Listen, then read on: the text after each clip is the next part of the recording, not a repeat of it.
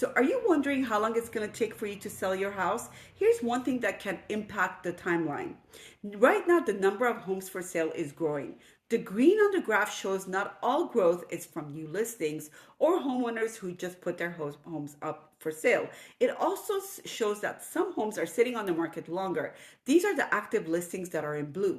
Think of it like this. Imagine the home on the market is like loaves of bread for sale in the bakery, right? When the bread is fresh, everybody wants to buy the fresh bread.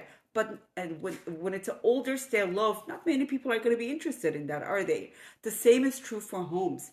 Buyers are going to be drawn to new listings first. So we want to be sure that your home is priced right and is staged up to sell up front, so it doesn't stick around on the market for long to get stale.